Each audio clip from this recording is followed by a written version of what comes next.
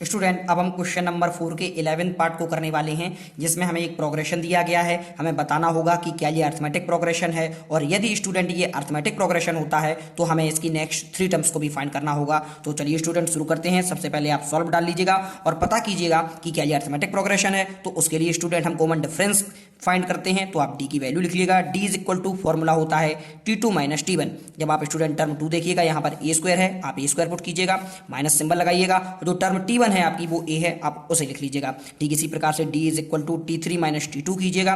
जब आप गौर से देखिएगा, यहाँ जो थर्ड टर्म है वो आपकी ए क्यूब है। इसी प्रकार से जो सेकंड टर्म है वो आपकी ए स्क्वायर है। अब आप क्लियरली देख सकते हैं T2 माइनस T1 की वैल्यू ए स्क्वायर माइनस ए आती है, और जो T3 माइनस T2 की वैल्यू आपकी ए क्यूब माइनस ए स्क्वायर आती है। दोनों ही वैल्यू स्टूडेंट एक दूसरे से डिफरेंट है, यानी ये हमारी एपी को शो नहीं करती हैं। तो आप इस तरीके से लिख लीजिएगा कि here D is equal to T2 minus T1 does not equal to T3 minus T2। जब आप स्टूडेंट ये कंडीशन लिख लें और उसके बाद आप लिख लीजिएगा hence it is not an AP. ये एक अर्थमेटिक प्रोग्रेशन को शो नहीं करती है। अब हम चलते हैं इसके 12th पार्ट पर। स्टूडेंट अब हम क्वेश्चन नंबर 4 के 12th पार्ट को सॉल्व करने वाले हैं, जिसमें हमें एक प्रोग्रेशन दिया गया है और हमें बताना होगा कि क्या ये अर्थमेटिक प्रोग्रेशन है या नहीं, और यदि स्टूडेंट ये अर्थमेटिक प्रोग्रेशन होता है तो हमें इसकी नेक्स्ट 3 टर्म्स को भी लिखना होगा। तो चलिए स्टूडेंट शुरू करते हैं। सबसे पहले आप सॉल्व डाल लीजिएगा। स्टूडेंट क्वेश्चन को सॉल्व करने से पहले इस क्वेश्चन को सिंपल फॉर्म में लिखते हैं। तो आप गौर से देखिएगा, यहाँ पर √2 लिखा है, 2 लिख लीजिएगा। हम √8 को 4 इंटू 2 के रूप में लिखते हैं। ठीक इसी प्रकार से 18 को 9 इंटू 2 के रूप में लिखते हैं, और हम 32 को 16 इंटू 2 के रूप में लिख लेते हैं। ऐसा स्टूडेंट मैंने क्यों किया है, आइए इसे भी समझते हैं। अब आप गौर से देखिएगा, √2 की जगह √2 लिख लीजिएगा। जो 4 होता है, 4 का जब हम स्क्वायर रूट करते हैं स्टूडेंट तो 2 आता है, यानी इस चीज को हम 2√2 के रूप में लिख सकते हैं, क्योंकि जो हमारा 4 होता है उसका स्क्वायर रूट 2 होता है, और जो आपका एक 2 बच जाता है वो रूट में आता है। ठीक इसी प्रकार से स्टूडेंट 9 का जो स्क्वायर रूट होता है वो 3 होता है, तो इसे हम 3√2 लिख लेंगे। इसी प्रकार से 16 का स्क्वायर रूट स्टूडेंट 4 होता है, तो इसे हम 4√2 के रूप में लिख लेते हैं। अब आप स्टूडेंट पता लगाइएगा कि क्या ये अर्थमेटिक प्रोग्रेशन है या नहीं। इसके लिए अब हम डी की वैल्यू को फाइंड करते हैं। डी हमारा कॉमन डिफरेंस होता है, जिसका फॉर्मूला होता है T2 माइनस T1। जो आपकी टर्म 2 है स्टूडेंट वो है 2√2 में से आप √2 को माइनस कीजिएगा, जो कि आपकी फर्स्ट टर्म है। जब आप 2√2 में से सिंगल √2 को घटाते हैं तो आपका स्टूडेंट √2 आता है। ठीक इसी प्रकार से स्टूडेंट आप डी की वैल्यू पुनः निकालिएगा।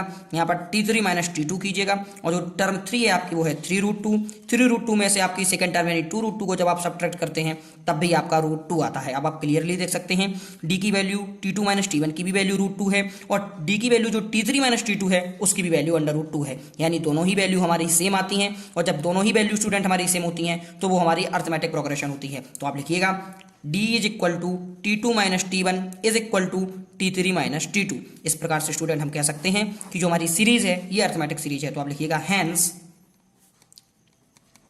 It is an AP. ये हमारी अर्थमेटिक प्रोग्रेशन है। इसके बाद स्टूडेंट आप नेक्स्ट 3 टर्म्स को भी फाइंड कीजिएगा।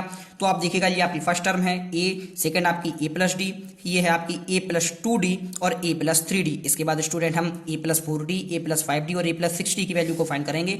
तो आप लिख लीजिएगा a प्लस 4d की। अब आप देख सकते हैं क्लियर, जो a की वैल्यू हमें दी गई है क्वेश्चन में वो है हमारी √2, तो आप √2 लिखिएगा।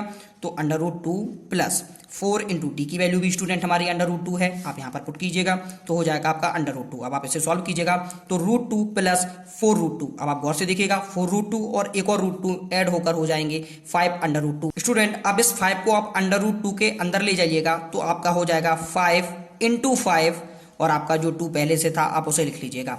अब आप देखिएगा यहाँ पर आपका आएगा 5 5 जा 25, 25 2 जा 50, तो आप इसे √50 लिख सकते हैं। ठीक प्रकार से आप स्टूडेंट a प्लस 5d की वैल्यू को फाइंड कीजिएगा।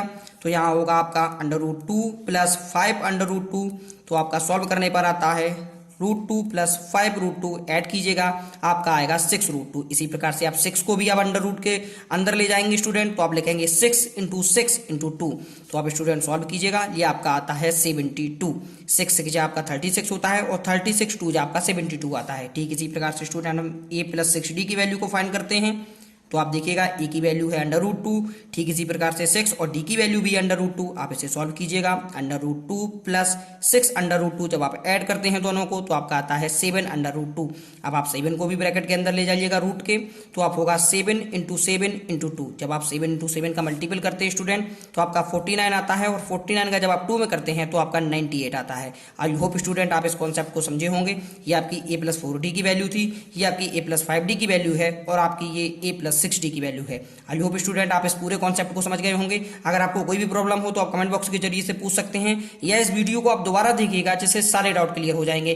अब हम चलते हैं स्टूडेंट इसके नेक्स्ट पार्ट पर। स्टूडेंट अब हम क्वेश्चन नंबर 4 के नेक्स्ट पार्ट को करने वाले हैं, जिसमें हमें जो प्रोग्रेशन दिया गया है √3, √6, √9, √12, हमें बताना होगा कि क्या ये अर्थमेटिक प्रोग्रेशन है। तो चलिए स्टूडेंट शुरू करते हैं। तो अर्थमेटिक प्रोग्रेशन को चेक करने के लिए स्टूडेंट हम कॉमन डिफरेंस निकालते हैं। तो जो डी की वैल्यू होती है हमारी वो T2 - T1, यहाँ जो टर्म टी की वैल्यू है स्टूडेंट वो √6 है, और टर्म T1 की वैल्यू √3 है, यानी T2 - T1 करने पर हमें मिलता है √6 - √3। इसी प्रकार से स्टूडेंट हम निकालते हैं D = T3 - T2 करने पर स्टूडेंट हमारा आता है T3 टर्म जो √9 है, आप इसे लिख लीजिएगा, T2 टर्म हमारी √6 है। अब आप क्लियरली देख सकते हैं कि T2 - T1 की जो वैल्यू है वो T3 - T2 की वैल्यू से सेम नहीं आती है, और जब ये वैल्यू स्टूडेंट सेम नहीं होती हैं तो वो अर्थमेटिक प्रोग्रेशन में जो आपका प्रोग्रेशन है वो नहीं होता है। तो आप लिखिएगा here D = T2 - T1 does not equal to T3 - T2, और जब ये कंडीशन होती है तो आप लिखिएगा hence it is not NAP की एक अर्थमेटिक प्रोग्रेशन स्टूडेंट आपकी नहीं है। अब हम चलते हैं इसके नेक्स्ट पार्ट पर, जो कि हमें दिया गया है 14 पार्ट है ये स्टूडेंट, जिसमें हमें जो प्रोग्रेशन दिया है 1 का स्क्वायर, 3 का स्क्वायर, 5 का स्क्वायर और 7 का स्क्वायर। आइए स्टूडेंट इसे भी चेक करते हैं। तो सबसे पहले आप सोल्यूशन डालिएगा, और सबसे पहले हम इसे सिंपली फॉर्म में लिख लेते हैं। तो स्टूडेंट जब आप 1 का स्क्वायर करते हैं तो आपका 1 आता है, 3 का स्क्वायर करने पर 9 आता है, 5 का स्क्वायर करने पर 25 आता है, और 7 का स्क्वायर करने पर 49 आता है। तो इस हिसाब से स्टूडेंट इस जो सीरीज है हम इसे इस फॉर्म में कन्वर्ट कर लेते हैं। अब आप डी की वैल्यू निकालिएगा।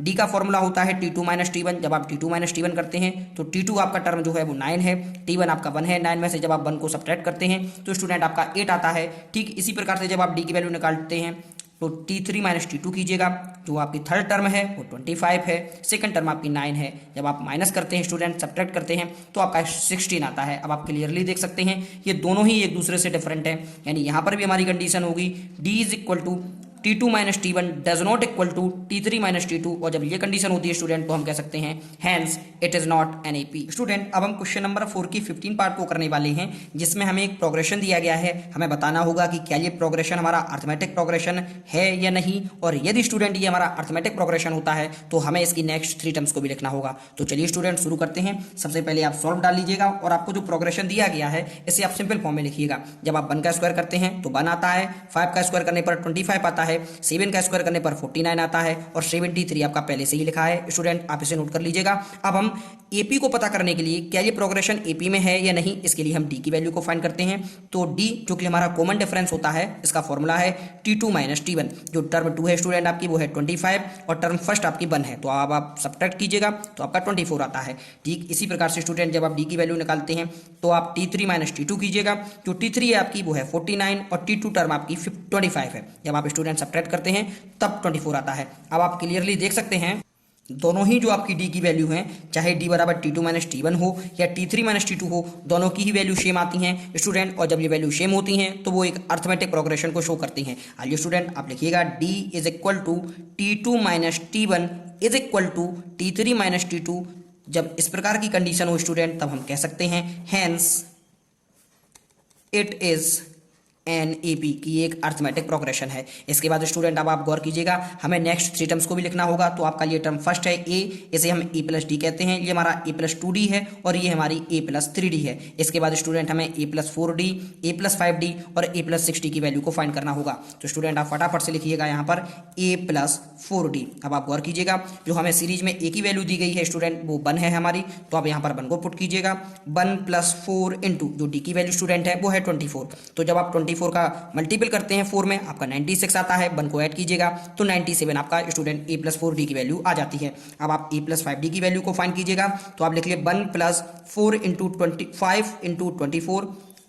तो जब आप स्टूडेंट 5 का मल्टीपल करते हैं 24 में तो आपका 120 आता है। तो इस हिसाब से स्टूडेंट आपका आएगा 121। ठीक इसी प्रकार से स्टूडेंट जब आप a प्लस 6d की वैल्यू को फाइंड करते हैं तो आप लिखिएगा 1 प्लस 6 इंटू 24। जब आप 6 इंटू 24 करते हैं स्टूडेंट तो आपका आता है 144। जब आप इसे ऐड कीजिएगा स्टूडेंट तो 145 आता है। इस हिसाब से आपकी a प्लस 4d की वैल्यू 97, a प्लस 5d की वैल्यू 121 और a प्लस 6d की वैल्यू 145 आती है। आई होप स्टूडेंट आप इस कॉन्सेप्ट को समझे होंगे। आपको कोई भी प्रॉब्लम लगी हो क्वेश्चन में आप कमेंट बॉक्स के जरिए से पूछ सकते हैं। आपने ये पूरा वीडियो देखा, इसके लिए स्टूडेंट आपका बहुत बहुत धन्यवाद। Thank you.